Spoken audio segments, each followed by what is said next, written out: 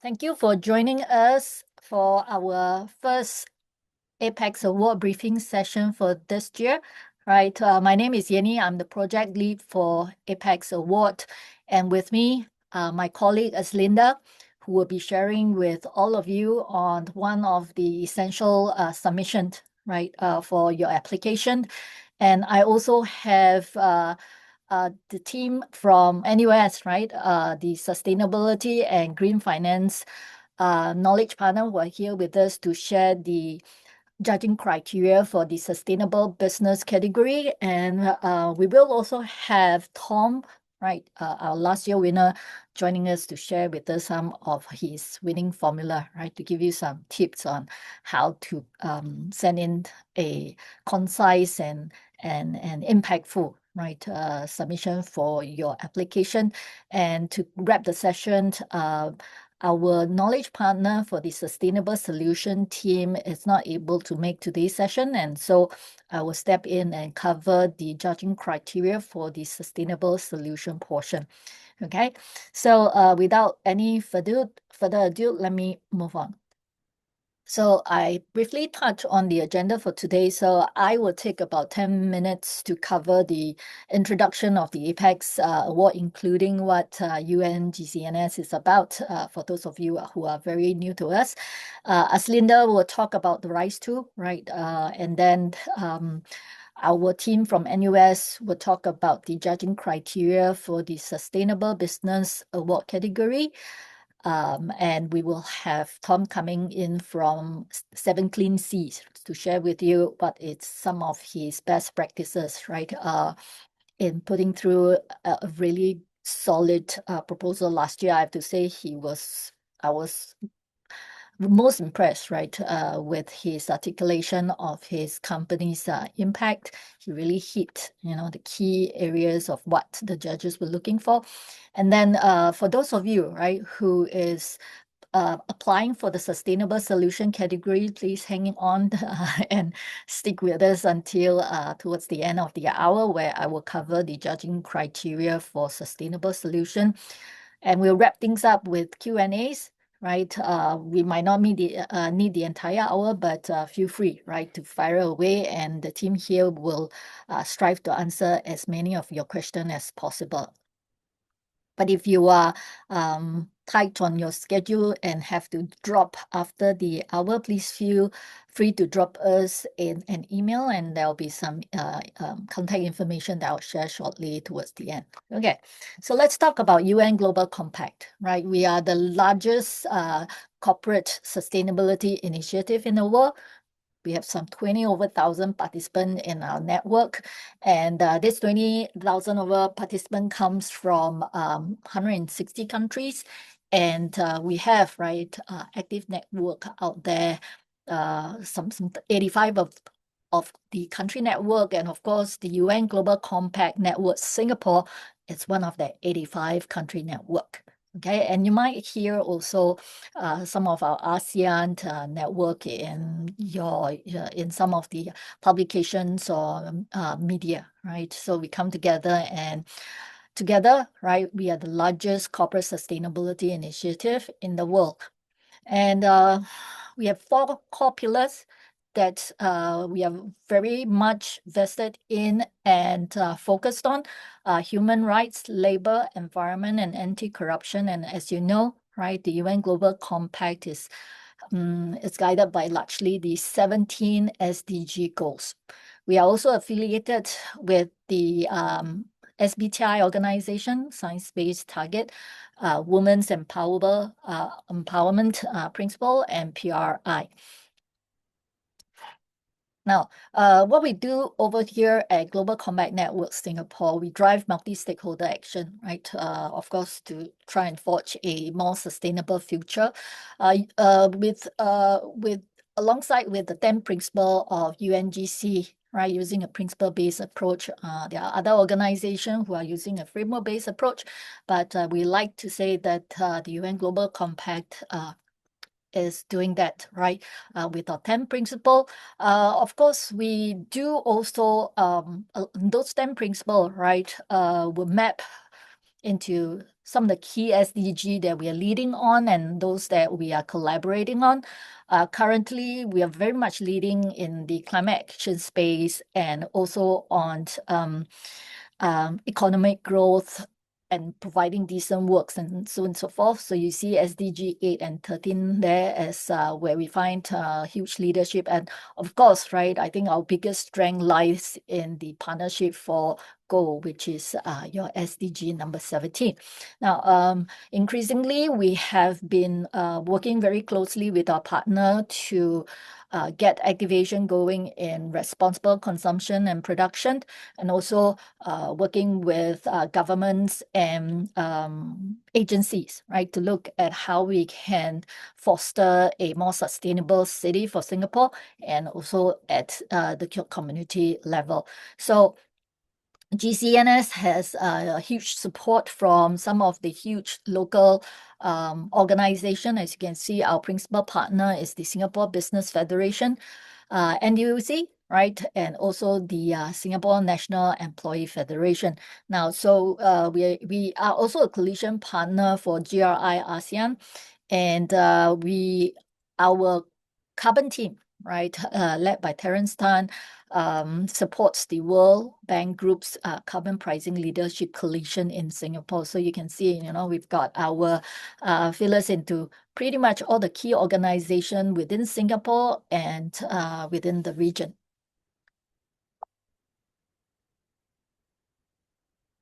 So all in all, we like to think that aside from having the presence here in Singapore and creating a network of key stakeholders, we essentially have a portfolio of engagement opportunity for our members, right? So we do have capabilities across event, tools and resource, academy, peer learning group, accelerator programs, and also a focus group, right? Focus working group on a particular problem statement in the corporate sustainability space.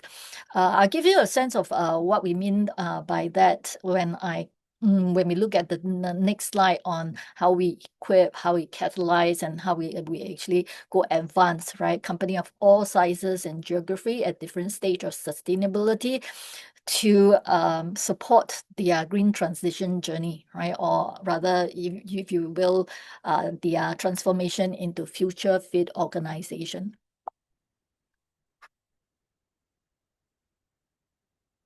Early on, we talked about equip. So really to give them, access to learning journey and giving them tools that are built right upon the 10 principle, so that they can bring those into their core operations and be able to contribute to the SDG and really, demonstrate impact in a very actionable manner, right? And also at scale. Now, we believe, right, it takes everybody, right, to go transform their business together and also to drive the operating environment. So we act as a platform of convening all those actions. Now, of course, there are business cases and best practices and thought leadership that are emerging from our members and our partners. And what we do is that we serve as a global reference of some of these best practices, right? And try and get them to reverberate across the rest of the corporate society or community. So if you are today not a member of GCNS, we do encourage you to join us in this huge network. I have a link here. Please go ahead and visit us at unglobalcompact.sg membership to have a better understanding of how you can become a member of UN Global Compact Network Singapore and be able to enjoy all the earlier benefits that I talked about. To give you a glimpse of what are some of the activation we do locally, right, with the SG business community.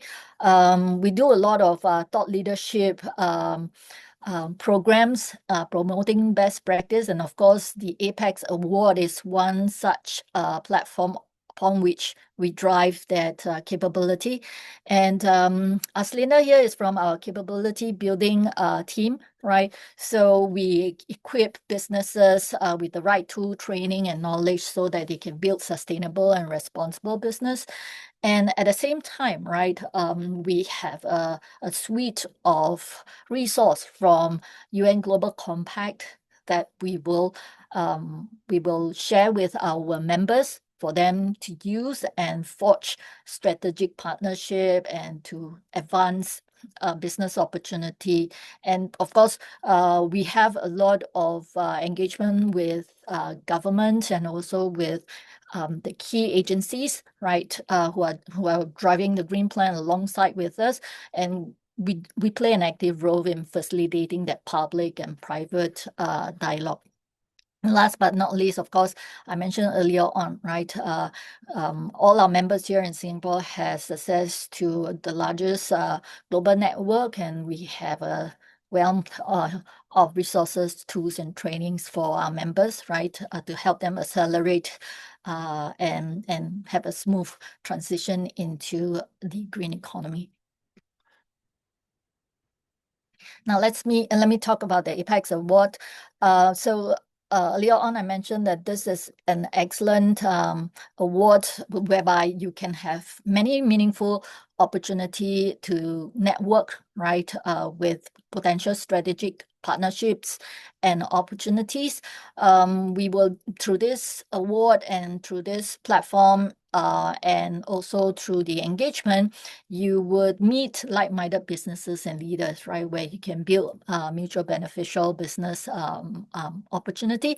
And of course, it is also one way for you to bring your product and services, your sustainable practices, your product and services out there, right, into the market to showcase what kind of innovative solution that you have and what kind of best practices, right, you're leading in the green economy.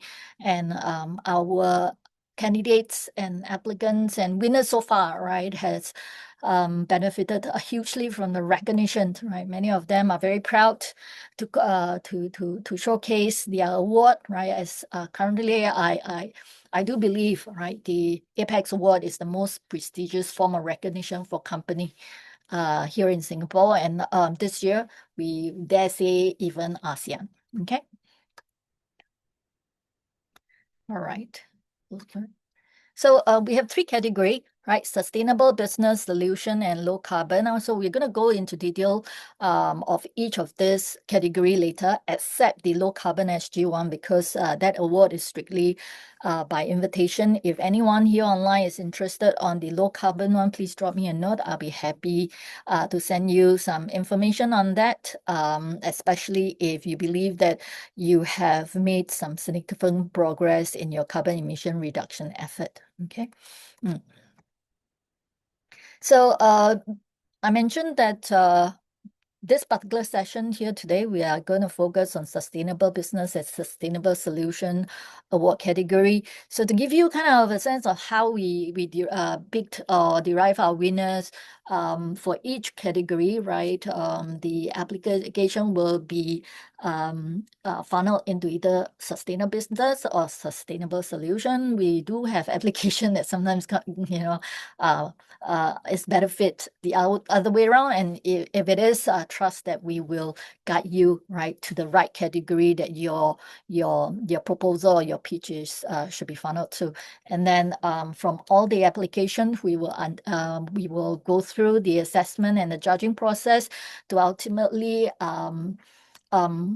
arrive at least up to right 3 non-SME merit winners and 3 SME merit winners. And among all these merit winners, right, the judges will deliberate and decide if there is one outstanding merit winner that has demonstrate above and beyond, right, new breakthrough in sustainable practices and also policy or solution, right, to ultimately be named the Apex winner. So Keppel and Mandai were the two examples of Apex winner that we had for 2025. Okay, similarly for the solution, it's the same thing. So again, I think we have I think we had quite a number of merit winners last year too, and I would say they do find winning those awards to be a very good asset into adding and improving their brand and reputation and getting more highlights and awareness and spotlight on their sustainability impact. Okay, so I think I've covered most of what I'd like to share today. So I'm going to hand the session over to Aslinda for her to take you through the RISE tool. Over to you, Aslinda. Thank you, Yanni. Okay. I'll give you the control.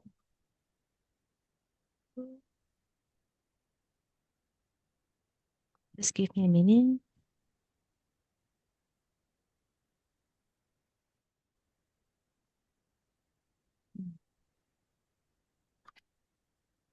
Okay. So hello everyone, my name is Aslinda. I'm from the capability building team at UNGCNS. Happy to see all of you here today.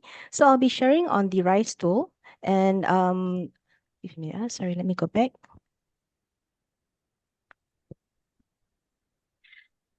Yanni, apologies everyone. I can't control the screen. Okay. So Yeah, no worries. yeah. I will So let me know you if you want to move the next page. I'll toggle it for you. Okay, thank you, Yanni. Now, the RISE tool is actually one out of two UNGCNS priority tool. And for this Apex Award, we use the RISE tool for submissions lah. So there are basically three parts to my sharing. The first part will be what this tool is about, secondly, what's good about this tool, and thirdly, how to navigate the tool step by step. So moving on, Yanni. So the RISE stands for Responsibility Index Communicator for Enterprises. So what is this tool about? Now, this tool is actually a compact starter pack for companies looking to begin their corporate sustainability journey. And because this is a starter pack, it's not meant to be onerous, it's qualitative, and it's an easy to use language. So what's good about this tool? Now, this tool actually compiles the key indicators common across several influential frameworks. And we all know that, when you're starting our corporate sustainability journey, there are bound to be a lot of frameworks and terms that we need to be familiar with, and it can be overwhelming. So with this RISE tool, we actually help to compile the key indicators under one roof. Now, the second good thing about this tool is that it has an inbuilt scoring system that makes it easy for you to track your progress. So we all know that progress takes time, right? And for example, if you have already a RISE account this year, and let's say you make progress next year, you can actually log into the tool again with the same login details and update your progress accordingly, which allows you to generate a updated basic report, which you can showcase to your customers, your investors, and stakeholders. Which brings me to the last point. The good thing about the RISE tool is that it allows you to generate a basic report, which you can show to your stakeholders, and this basic report is also needed for this Apex Award. Next. So the RISE has been designed to map a company's suitability efforts to various international sustainability benchmarks. And these are the 10 principles, the SDGs, the GRI, for example. So when you're attempting the questions later, you realize that, hey, some of the questions have touched on a bit on SDGs, some are leading towards the GRI. Next. Now that you know what this tool is about, what's good about this tool, what are its components? So the RISE has four main components. Firstly, after you log in, you will see the first section as the company information. Now, this section compiles the basic information of your company. Here, you will have to make reference to your annual report, your financial report, or even speak to your HR because there are questions relevant for them. For example, they will ask you like how many male or female employees are there in your organization, etc. The second component you will see after the company information section is the materiality assessment. Now, this is where you will be able to identify and map your company's materiality topics. And if in any case you have no idea what materiality topics you can plot, we also have these guided notes links at the top where you will be able to see some examples which you can take from and plot it in this assessment. The third one is the bulk of the RISE tool, which is the 100 MCQ questions across 5 key pillars.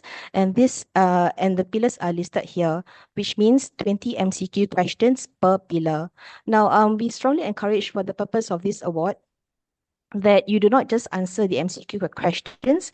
There are also spaces after each question where you will be able to elaborate your answers and also put a link to your supporting documents. So we strongly encourage to answer the MCQ, elaborate on your answers, and also update, what do you call that? Share with us the links to your supporting documents. Last but not least, the fourth component is the results component. Now, this is where you'll be able to see your scores in charts and table format. Secondly, you're able to export your RISE report as a Word document, PDF it, and email that to us. And thirdly, which I feel another good thing about the tool is that it helps you are able to see your responses have touched on which international frameworks and standards.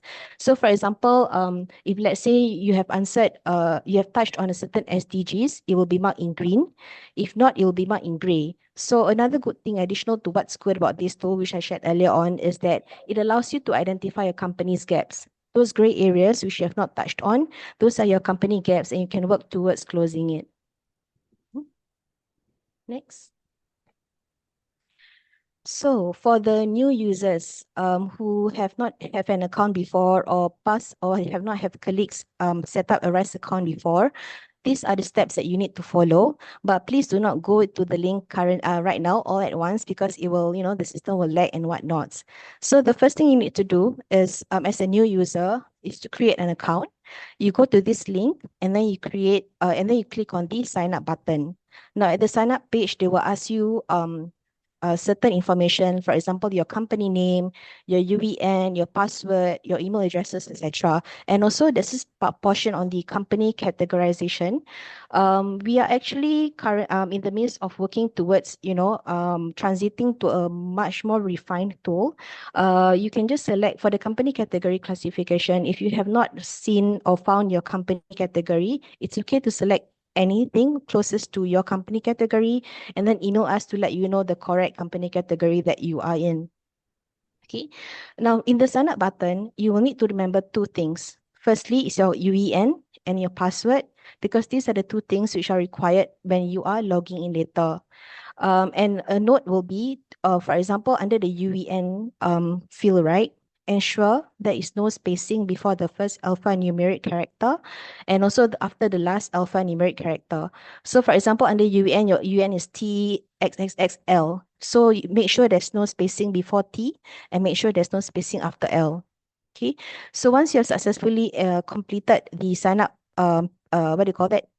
Fields, but also additional to that, please remember to also key in a valid email address because in any case you forget your password and whatnot, the password reset email will be sent to your email address accordingly. Okay, so two things to remember when signing up, UEN and password.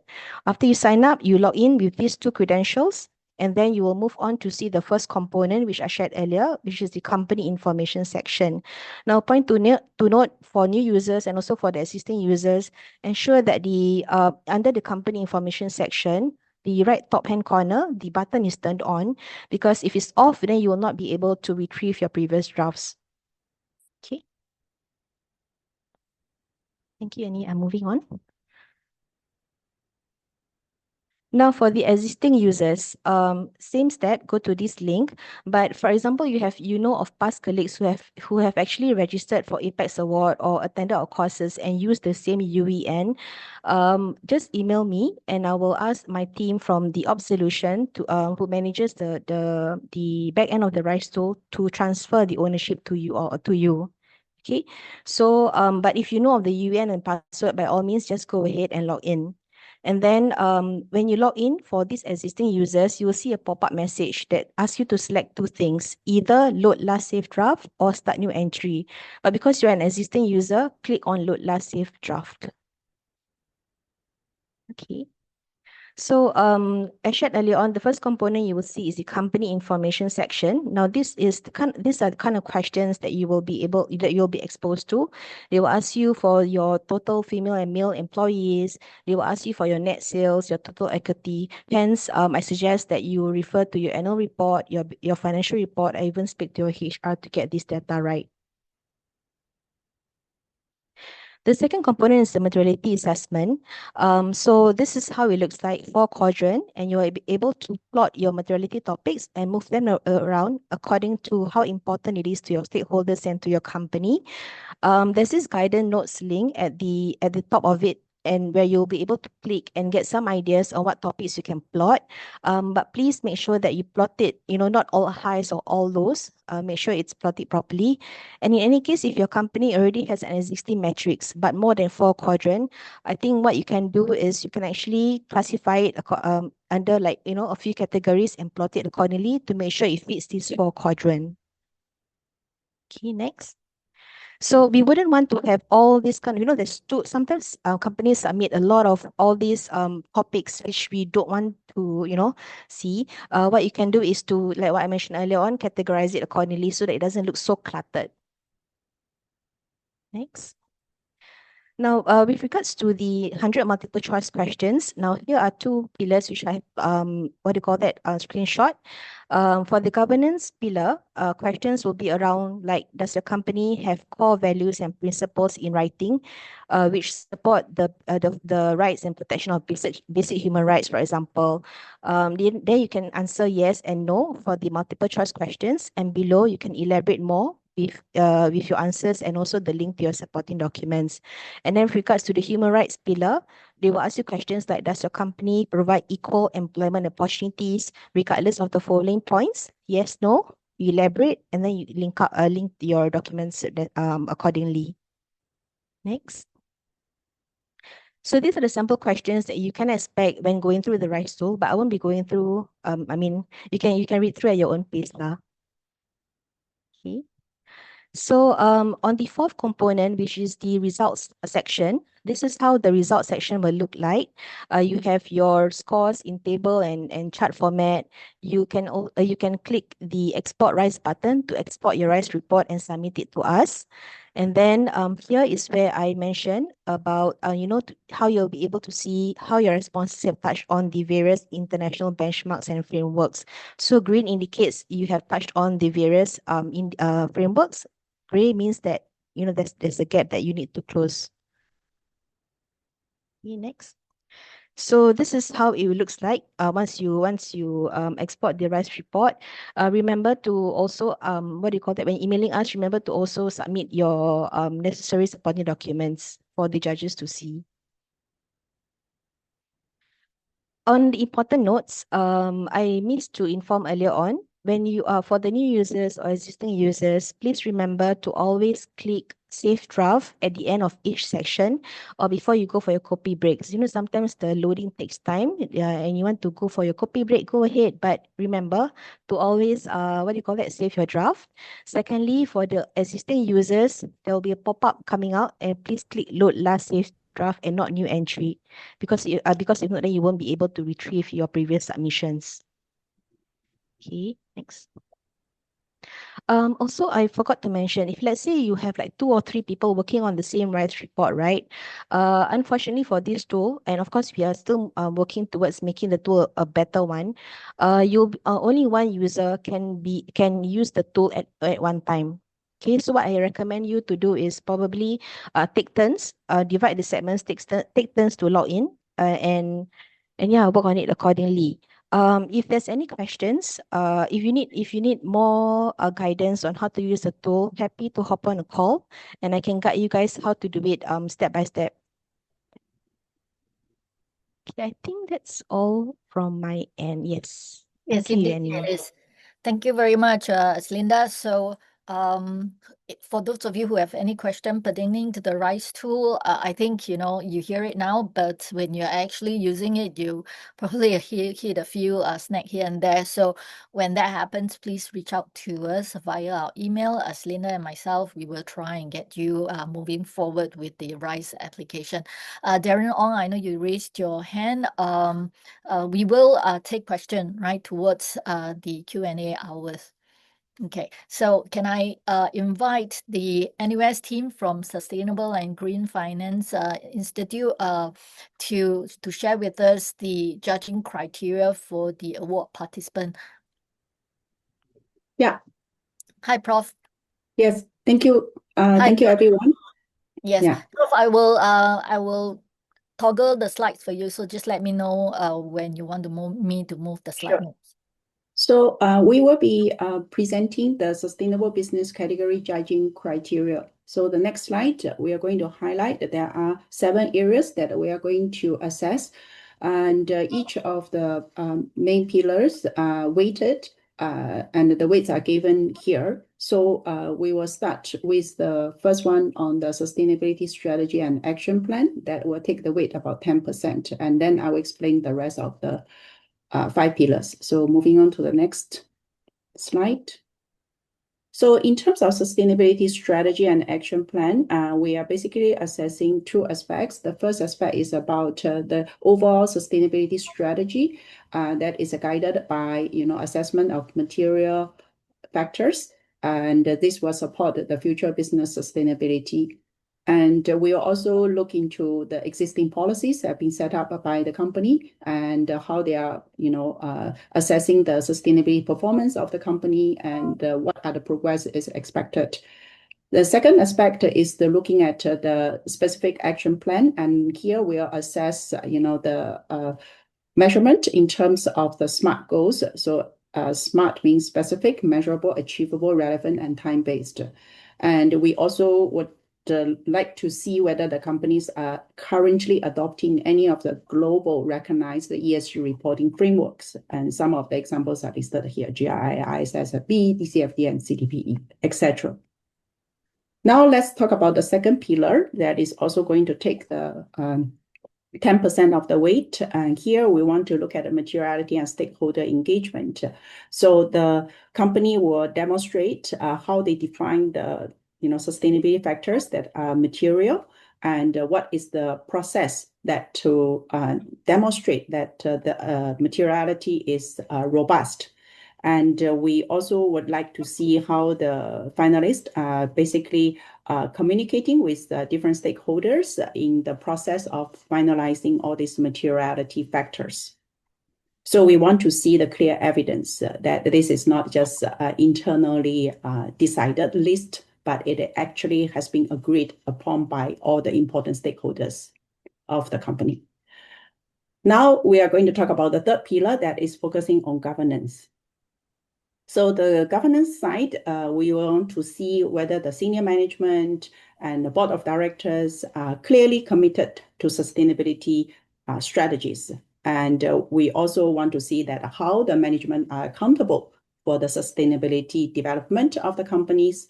So whether there's any like a compensation related to sustainability performance, whether the senior management is really actively engaging with the assessment of sustainability, as well as establishing clear policies and a reward system even for the employees. Moving forward, now we are having higher weighted pillars. So this is pertaining to 3 things. One is business resilience and the risk management. So here we are talking about, of course, we understand sustainability is not just a window dressing, it's not just a labeling. We want to see how robust that this is integrated with every aspect of the business activities, because we understand that corporates' primary goals still want to, make good profits. Yeah, but we also know that we cannot ignore the sustainability factors, right, from now onwards, due to various changes in the policies, due to the demand from the consumers as well as investors. So we want to see that how the corporates are actually integrating sustainability in various part of your operational and supply chain activities. So we want to see whether there's any preparation, okay, and also the measurement to handle the risk exposure related to sustainability along the supply chain or value creation process. And we also want to see that whether the products and the services are demonstrating a very good, awareness among the investors and the consumers that are generating, resilient business profits. Okay, so in another word, we are not looking at companies that sacrifice all their profits just to do sustainability, because we know that that may not be sustainable in the long run, right? So we still want to see that your businesses are doing well, but with the sustainability considerations. And we also want to know whether the companies are actively taking advantage of the incentives or carrots handing out by all the government officers as well as financial institutions, because there's a lot of the grants and also subsidized loans that are available in the market. So by actively looking into these instruments, it means that you are incorporating the sustainability considerations. You want to deliver some performance, and at the same time, it can also lower your cost of capital, right? So this is the ideal situation that we would like to see. But of course, if you don't have, it's all right. But you can talk about, what is your plan going forward, how you are getting, sufficient capital inflows for your future business expansion, right? We are just wanted to see that whether you are taking all this into consideration in your business plan. The next one, of course, is also a very important concern, is environment considerations. Okay, so here we are looking into 4 different aspects. We want to see whether the company has a specific decarbonization or emission reduction measures, because we know that there's going to be a tightening of rules and regulations. Singapore has made the net zero commitment, so all the business sectors are going to move towards this direction. Okay, so either you want to be the early movers or you want to be the late movers. That really play a huge difference in your business performance. And we also want to look at whether you have specific solutions trying to reduce the energy consumption, because we know in Singapore we are locating in the tropical area. Energy consumption is definitely something that is on the mind of all the business operations, and we know that this is your scope 2 carbon emissions. So we also want to see that how you're addressing this. And then waste management is another consideration, because as you may see that our government is actually putting more and more pressure for businesses to look into the waste management, because we have limited landfill space, and all the discarding costs are going to slowly go up. So these are the things that we would like the company to be thinking way ahead, before hitting to the hard wall. And water is another scarce resource that we would like to see how the companies are handling them. And the last pillar is social impact and ethical consideration. Okay, so here we want to look into how the companies are, handling their employees, how they are building, a very vibrant learning and training environment for their employees, so that, the human capital can continue to be very resilient for the business performance.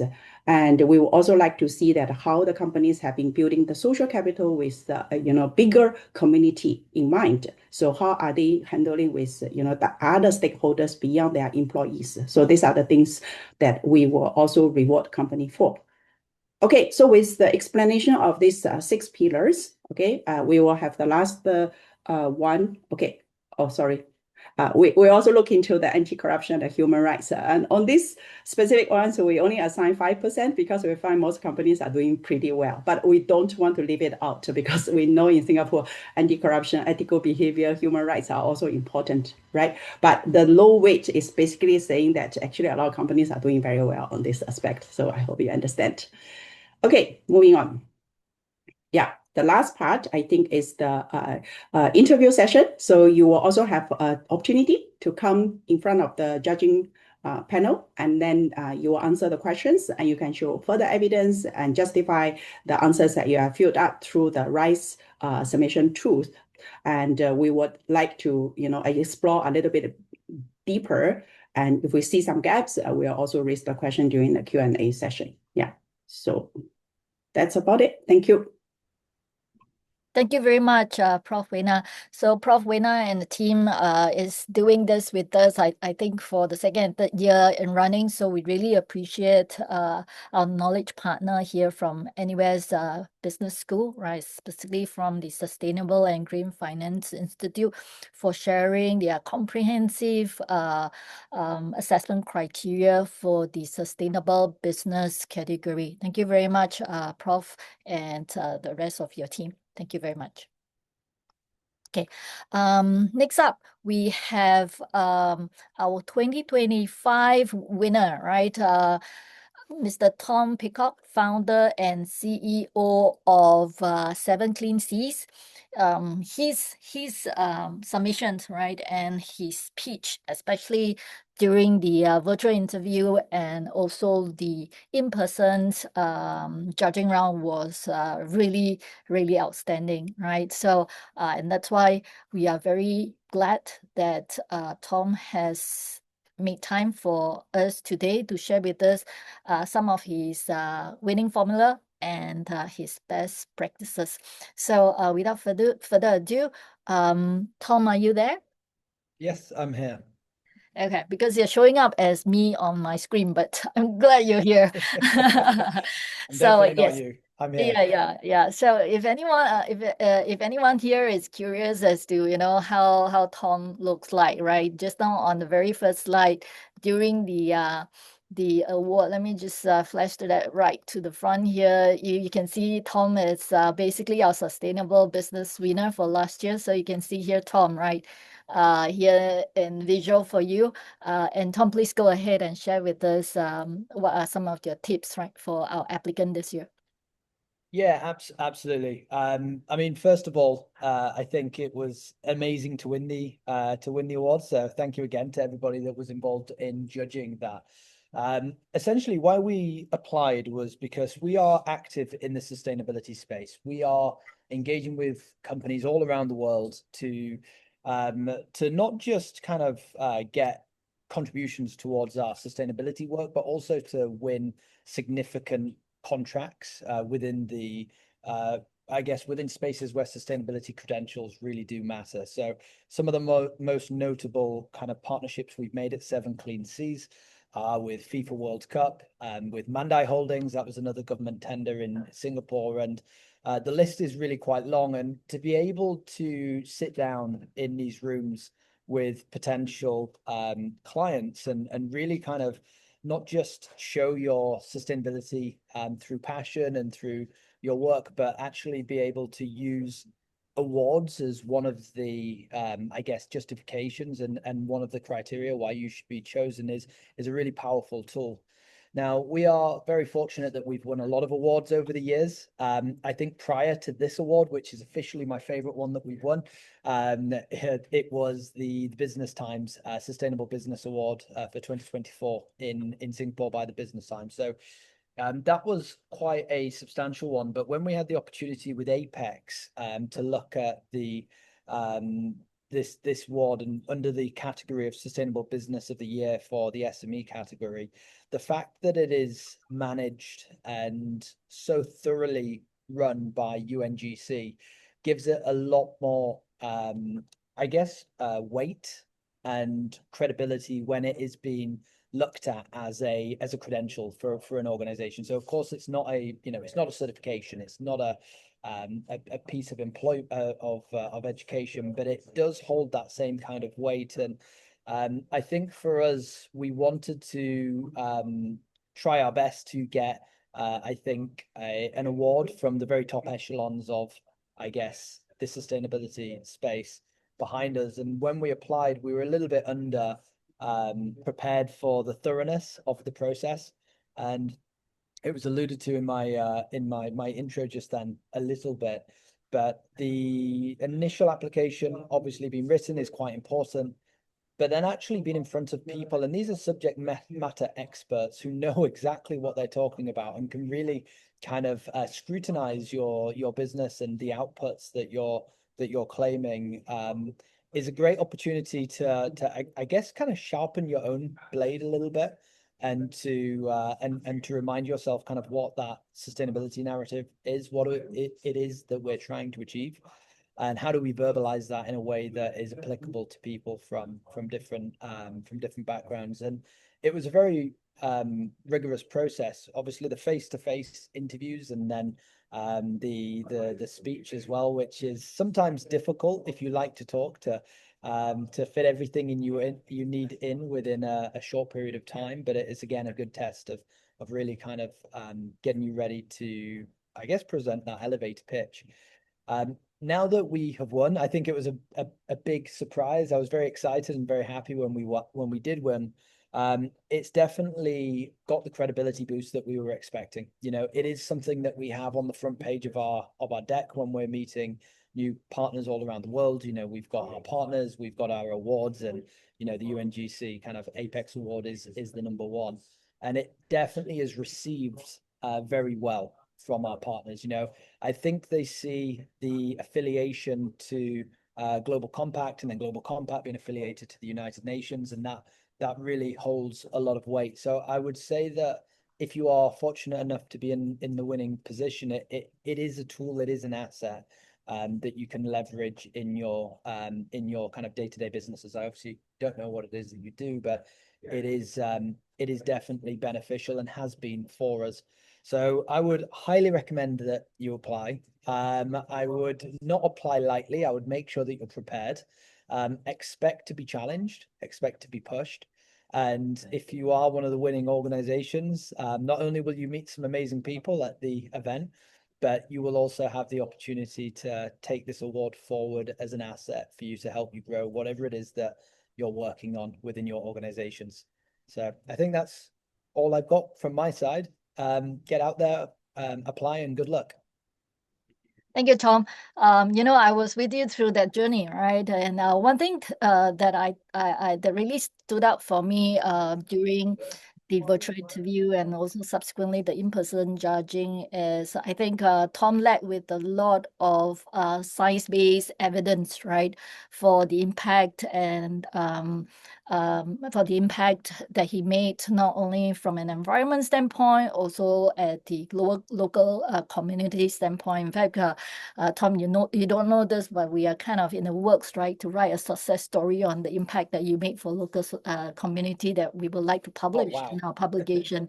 Yeah, so That'd be you amazing. know, it's not just about winning the award, right? The engagement, the collaboration, the amplification of winning this award goes beyond the gala night. Okay. The other thing that I thought was really powerful about Tom's pitch back then was also it's interesting that the judges initially was kind of like, oh, it's another environment kind of proposal and pitch, right? But I think what Tom and Seven Seas made a difference is that it wasn't just an environment proposal or pitch or impact pitch, right? They talked about how they achieved that objective, right? And they had adjacencies impact that he brought into his pitch and his proposal that knocked the judges' socks off. So again, congratulations, Tom. Right, I Thank really you so appreciate you much. coming in to share this, and you know, I'll be in touch shortly about that success story that we were writing for Seven Seas shortly. Thank you.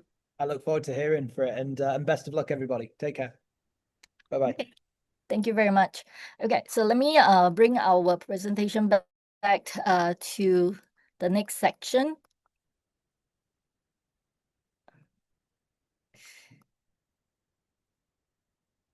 Okay, and for those of you who are waiting to do your Q&A on sustainable business, please please bear with me for another 10 minutes, and once we are done with this, we will open the floor for Q&A.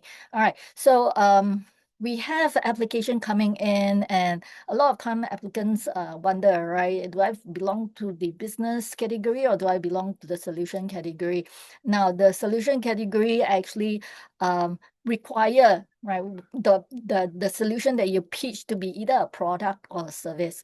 So as opposed to a business model, we have many applicants coming in to pitching their business model as a solution, right? It's a solution for your internal consumption, but it's not or your internal usage, but not so much a product or service, right, that can be distributed or permeated across other consumption businesses who can use them, right? So, and it needs to show how the solutions have contribution to sustainability outcome and impact. And a lot of time we look also for technological innovations formula within your product or services. So if today you have, right, I think now the hottest topic that is having a really interconnected impact with sustainability is AI, right? If you have a solution that you kind of cross-pollinate between AI and sustainability, I strongly encourage, right, you bring those solution and services into this award submission. Now, what do we look for a solution? First of all, you need to be very clear about what kind of problem statement your product and service is addressing, right? That needs to come through very clear. Okay, and then if you can kind of do that, right, in less than 20 words, all right, I think that's going to be really interesting for our judges. Now, it needs to have certain distinguishable characteristic, right, that very closely map back to resolving that problem statement that you have outlined. Okay, and the third piece here is really whether or not you have a well-developed plan on how you can achieve commercial success with your product and services. Of course, we know you will definitely, right, be coming up with the 1, 2, 3, 4, 5 sustainability outcome that can be achieved with your service and product. But, we want that product to be commercially viable. So, right, because it cannot be dead on arrival, right? So please let us know, right, what kind of forecast in terms of commercial success you believe this solution or product will bring you. It can be a product. We tend to lean towards product that is already being launched, right, with certain proven adoption and also some proven success, right, with your consumer or users, right? But if you have one that is totally, totally breakthrough and innovative, right, we love to see that too, right? Our judges are very open, right, to especially very innovative ideas that's gonna really move the needle. So like the previous award category, we also have that 5 pillars of judging criteria spanning across solution fit to problem statement, how innovative and how do you use that product and services, right, to differentiate yourself with your peer in the market, or if the product is actually creating a new market, right?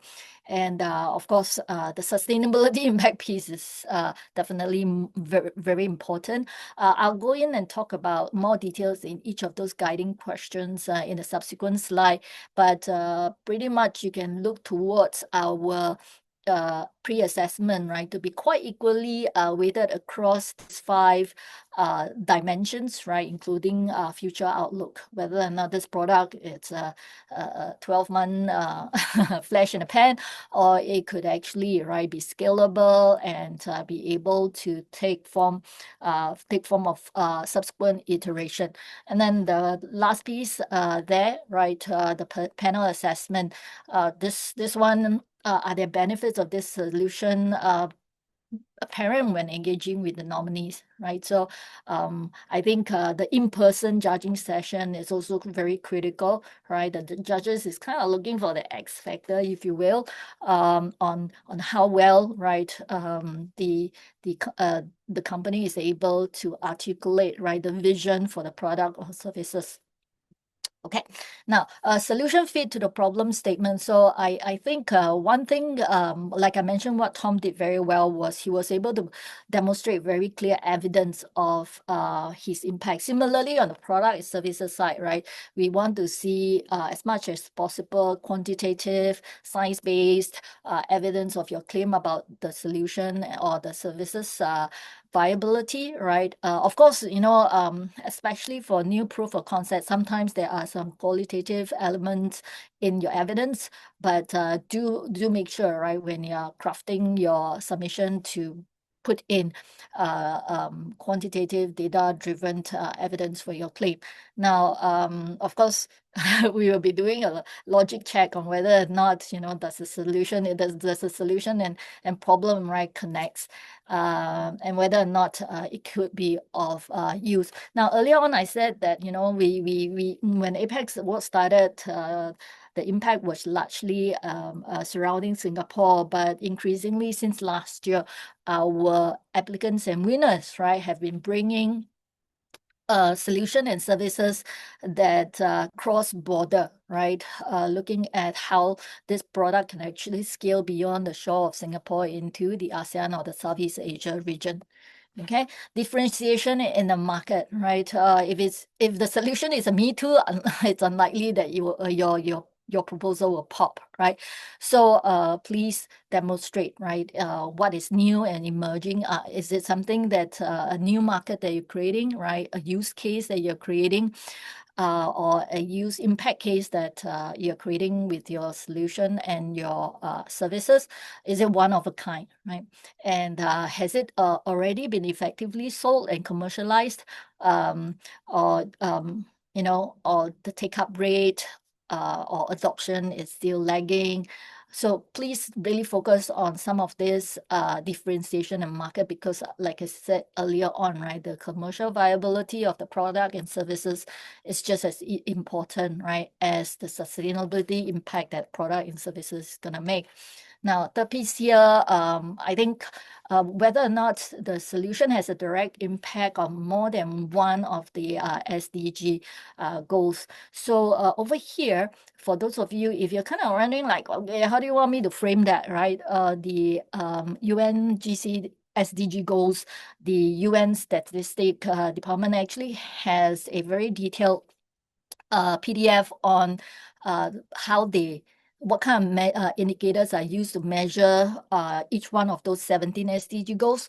I have added that link in that sustainable solution form that you're going to fill out. So please go ahead and click on that link and download that PDF and use that as a guidance, right? And maybe use some of the taxonomy inside to help you frame, right, the direct impact of your solution or your services.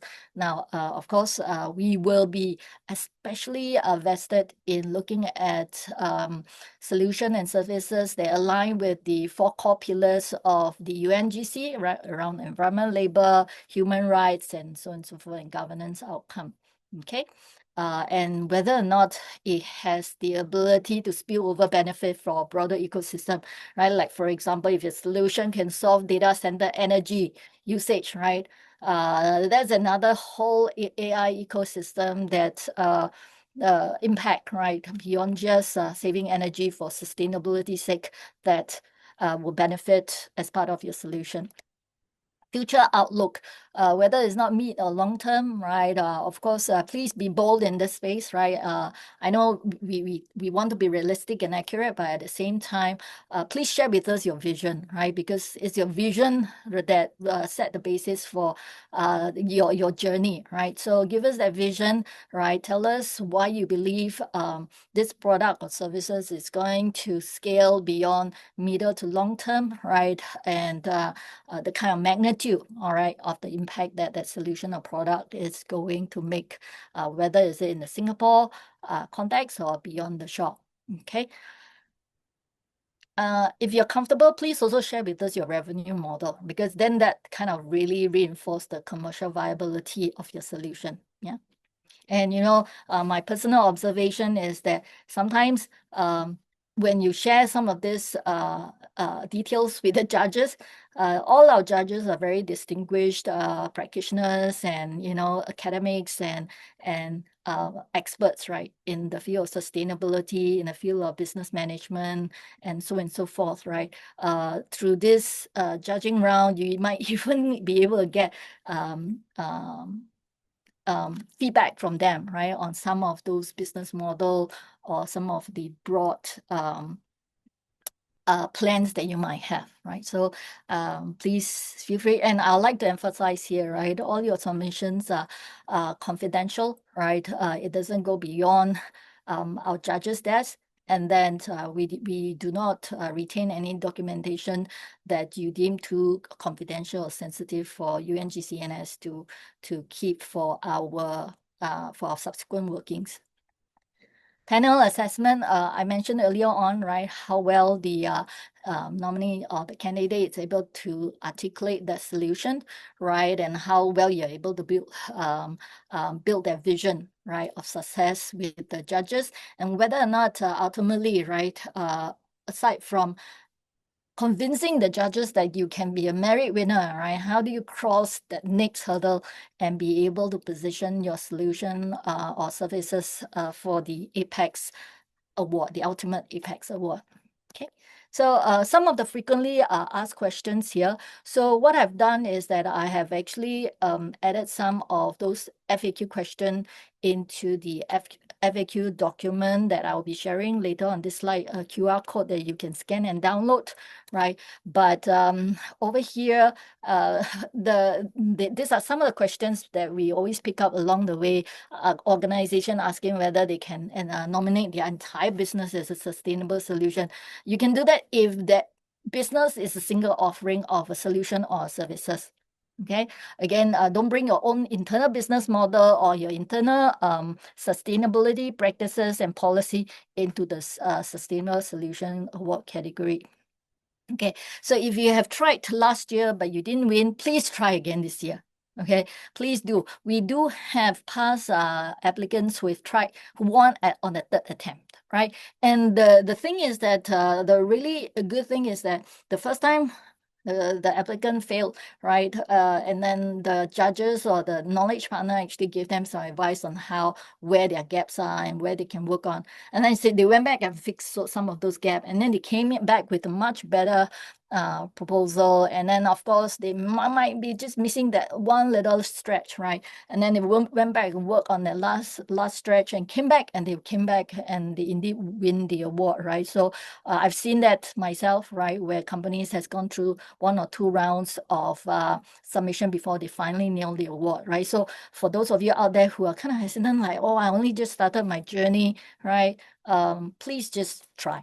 Okay, I'm developing new solution, not yet brought to market. Again, yes, right, it's not in the market. We welcome that. But again, your vision of success, right, your business model, your commercial viability needs to come in quite clearly.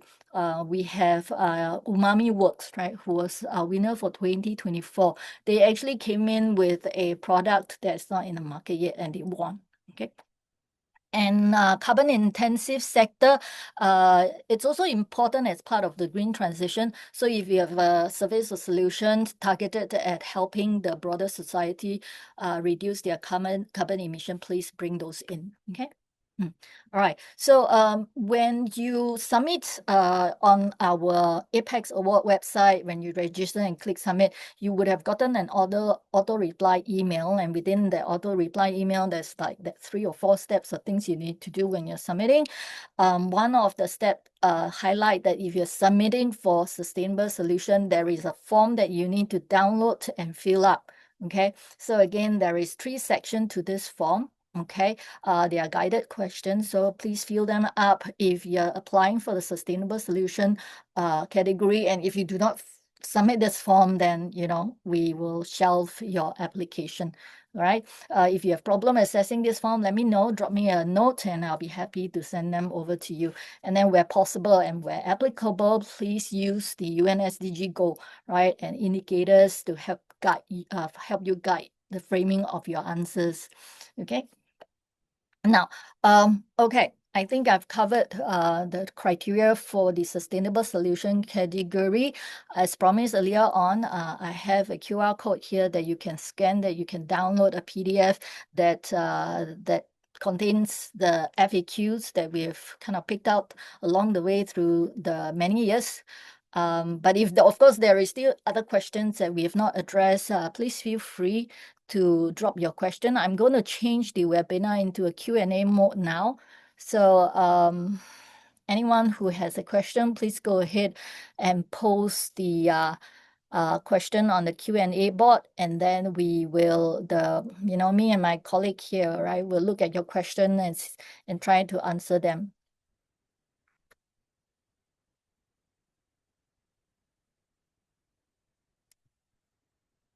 Okay, Darren, thank you for your question. Your question here is that you're currently using ESGPD, and for the rest of the folks online, right? ESGPD essentially is a sustainability digital data platform, right? Where they aggregate all your carbon emission data and so on and so forth, and it's one of the digital tools platform tools that company use to help them aggregate their carbon inventory and subsequently, funnel into their sustainable reporting. So if you are coming in to pitch on why you're a sustainable business, and if leveraging the platform is one way that you are adopting, right, to be more efficient and comprehensive and accurate in your carbon emission reporting, right,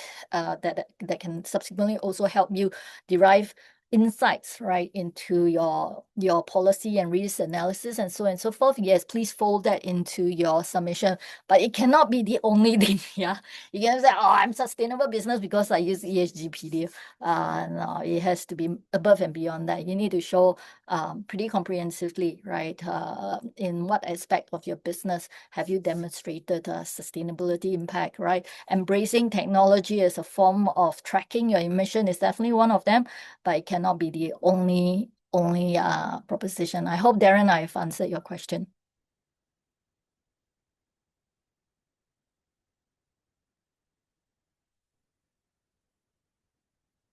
Maybe everybody is reading the FAQ to see whether or not they have a question.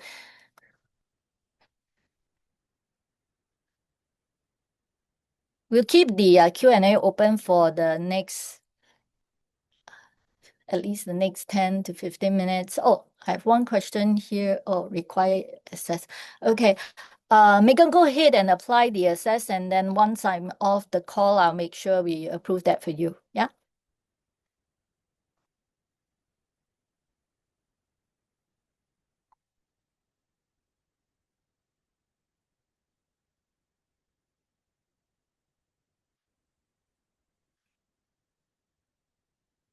Does anybody here have question for our NUS team? Because we do have our NUS team online, and this is a good time for you all to ask Prof. Wina and her team, right, on some of the more specific criteria that you might have question on.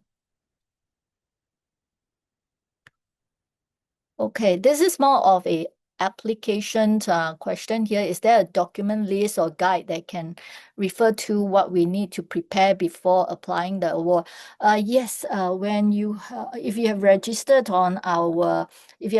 your interest in applying on our Apex Award website, you will have received an auto email giving you that 4 steps of what you need to do, and within one of the step shows the list of document that you need to prepare as part of your submission. So one of the question, or rather the document we ask essentially is you need to give a cover letter, right? Some applicant ask me what kind of cover letter. You can imagine it as like a resume cover letter, right? Where you will highlight what your pitch is about, right? What's the summation of the pitch that you're trying to make, and usually a 1.5 pager, it should be more than enough for our judges to kind of get a sense, right, of what you are centering on for your application. Now, I would like to emphasize that this cover letter is important because those who makes it to the final round, the in-person judges panel will get a copy of the cover letter before they sit for the actual day of the judging, right? So if you have a cover letter that can already get them all excited and intrigued, right, that will be really helpful. And okay, so I've answered the question about document list. For the judging criteria, Prof. Zhang shared, is the judging based on rise to, respond, or cover letter? So, Prof, we do have a question here for you. Do you want to take a look at that? Yes. So I think that we are looking at everything. Yeah. So whatever that you have, even including your ESG report, you can also submit as supplementary documents. So when we evaluate all the documents you have submitted. Okay, if the explanation on the rise to is not publicly published, is that okay? As there's a second question that asks for reference. Yes, right. Again, we're looking for reference, whether is it a public reference or a internal one. And you can always choose to encrypt any internal document you deem to be confidential when you're sending that through, right? And then give us a password, or give Prof. Wina and her team a password to open it when they are looking at it. Okay, so earlier on, my colleague Aslinda said that, don't just do the MCQ, right? Put in your qualitative explanation in the text box. So go ahead and, say, substantiate some of your claim, right? Referencing to some internal document, and when you submit do the submission above and beyond your cover letter, the rise to report, right? You can also submit your sustainability report or any internal document, right, that can help us have a better idea of what you're articulating as your impact or your results, and so on and so forth. Or if you just want to help us understand how you normalize your data when you're presenting them, right? So please go ahead and share those with us. And again, UNGC we are PDPA, and we have a good practice on data security. So we will take good care of your internal information. Yeah, but of course, if there is classified information that cannot be shared, please hold back. You can always talk about it, right, during the virtual interview, right? You can verbalize it during the virtual interview or during the in-person interview. Can put that as a little note for us in your application.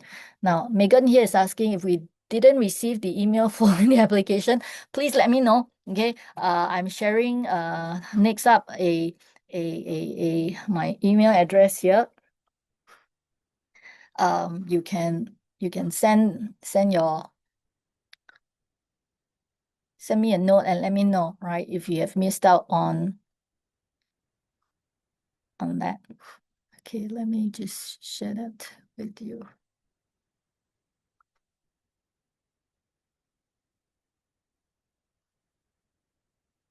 Okay, here. I hope you guys can see this.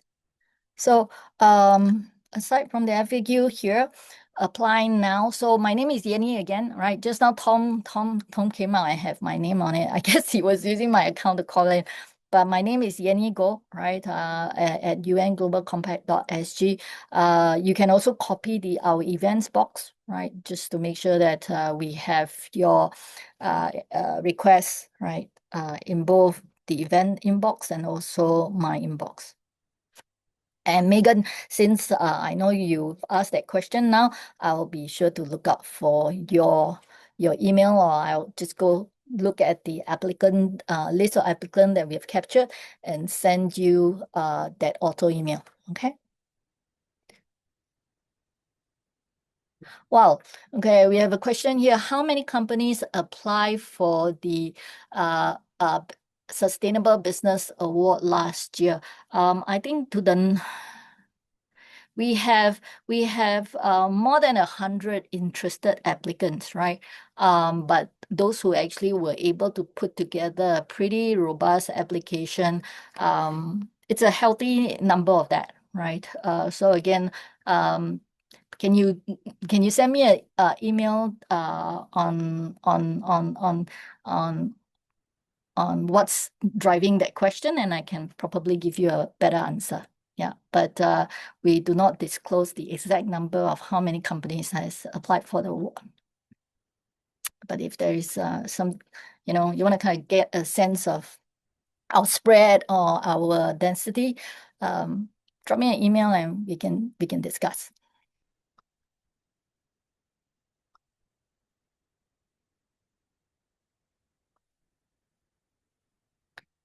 Okay.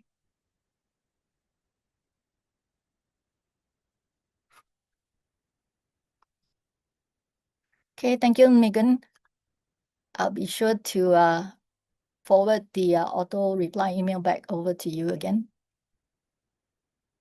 Okay, so I'm gonna do a last call on questions, right? If we do not have any more question on the Q&A box, I hope you have captured the QR code for the FAQ, right? And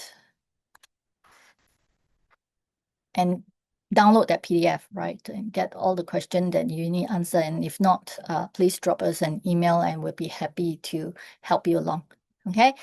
Again, I'd like to thank my knowledge partner, right, Prof. Wena and her team for supporting our briefing session today.